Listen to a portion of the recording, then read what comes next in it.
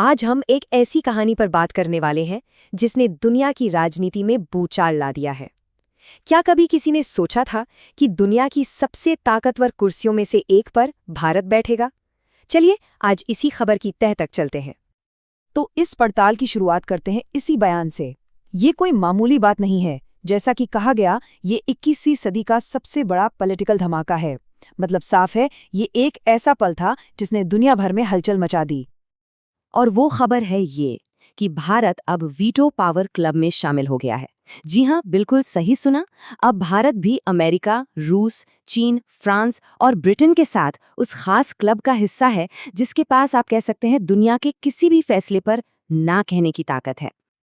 लेकिन आगे बढ़ने से पहले ये समझना जरूरी है कि ये वीटो पावर आखिर है क्या भला। मतलब दुनिया की सबसे शक्तिशाली चाबी, इसका असली मतलब क्या है? तो देखिए, एक संस्था है यूनाइटेड नेशंस सिक्योरिटी काउंसिल या यूएनएससी। ये दुनिया की सबसे पावरफुल बॉडी है। मतलब कहाँ जंग होगी, कहाँ शांति होगी, सारे बड़े फैसले यहीं लिए जाते हैं। और इसी काउंसिल का सबसे बड़ा हथियार है वीटो पावर।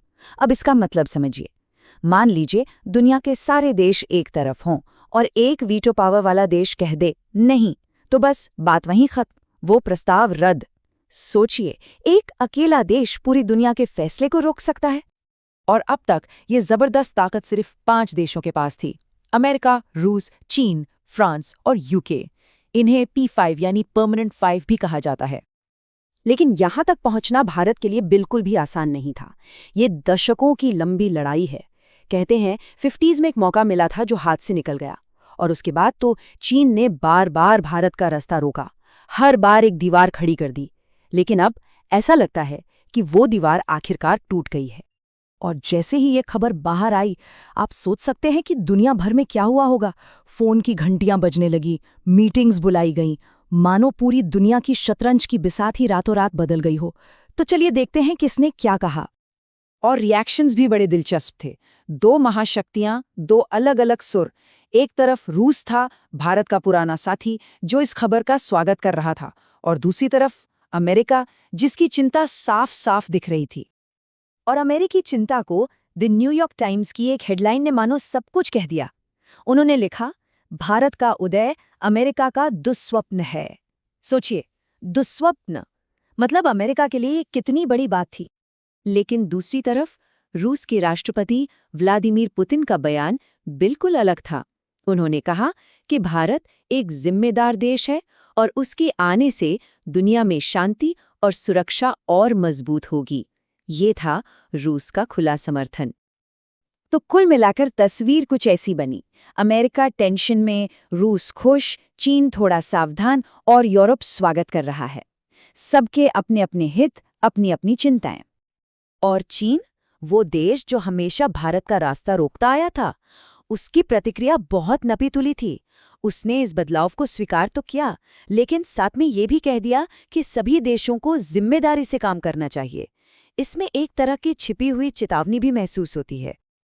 अगर हम दुनिया के मूड को देखें तो करीब 40% लोग, जैसे रूस और यूरोप, भारत के साथ खड़े हैं। लेकिन वहीं 25% अमेरिका और 20% चीन जैसे देश चिंतित या सावधान हैं। और हाँ, एक 15% हिस्सा है विकासशील देशों का, जो बड़ी उम्मीद से भारत की तरफ देख रहे हैं। तो सबसे बड़ा सवाल अब ये है कि भारत इस नई ताकत का करेगा क्या? एक राष्ट्र की ये नई शक्ति पूरी दुनिया को कैसे बदलेगी? चलिए इस पड़ताल के आखिरी हिस्से में इसी को समझते हैं। तो देखिए, भारत का फोकस अब कुछ खास चीजों पर होगा। वो ग्लोबल साउथ यानी विकासशील देशों की आवाज बनेगा, आतंकवाद और क्लाइमेट चेंज जैसे बड़े मुद्दों को उठाएगा। और हाँ, रूस और चीन के साथ नए समीकरण भी बना सकता है। मतलब अब भारत जब बोलेगा तो दुनिया को सुनना ही पड़ेगा। और इंटरनेशनल मीडिया में तो मानो भूचाल ही आ गया। BBC, CNN, अल जजीरा, हर जगह हेडलाइन थी, एक ऐतिहासिक दिन, एक नई महाशक्ति का जन्म। सब मान रहे थे कि अब दुनिया पहले जैसी नहीं रहेगी। तो इस पूरी कहानी का निचोड़ क्या है?